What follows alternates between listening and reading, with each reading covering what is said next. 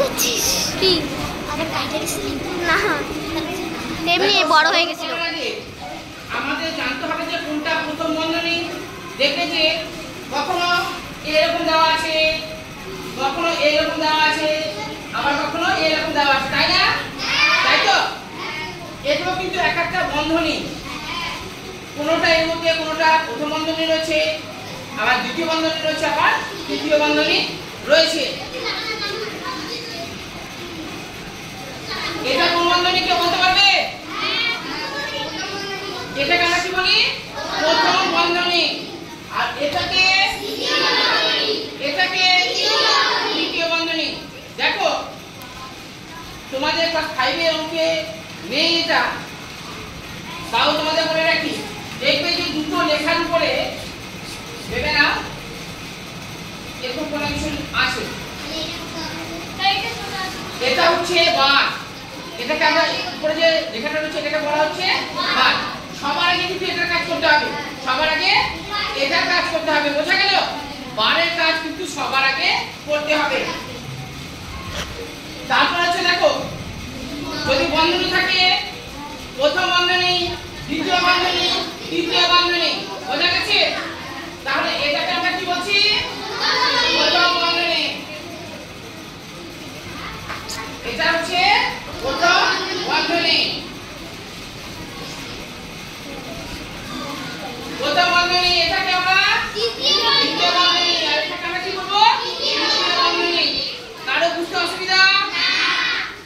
যদি কোনো অঙ্কের মধ্যে যদি দেখো যে এই ধরনের কোনো চিহ্ন আছে, এটাকে আমরা কি বলবো? বার বলবো। এটাকে আমরা বার বলবো। এর কাজ কিন্তু সবার আগে করতে হবে। বোঝা গেছে? তারপরে প্রথম বন্ধনী, দ্বিতীয় বন্ধনী, তৃতীয় বন্ধনী। বোঝা গেছে?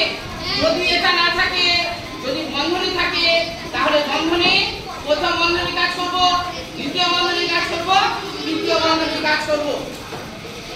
আর যদি বন্ধনী যদি না থাকে, যদি যখন আমরা কি করব? প্রথমে হচ্ছে আমরা কিসের কাজ করব? ভাগের কাজ। প্রথমে আমরা কিসের কাজ করব? ভাগ। ভাগ। তারপরে হচ্ছে গুণ। ভাগের পরে আমরা কিসের কাজ করব? গুণের কাজ। গুণ। তিন নম্বরে এভাবে করি। যোগ। কিসের কাজ করব?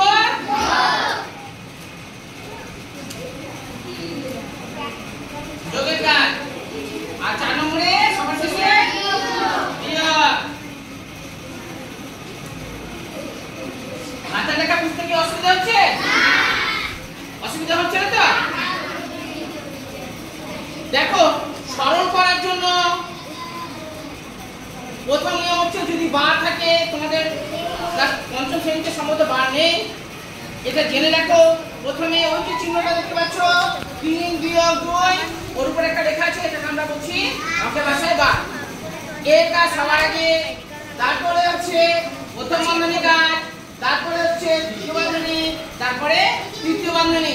যদি এগুলো না থাকে তাহলে সাধারণভাবে থাকবে যখন আমরা কিসের কাজ করব? আগে ভাগের কাজ। যখন আমরা কিসের কাজ করব? ভাগের কাজ। তারপরে গুণ, তারপরে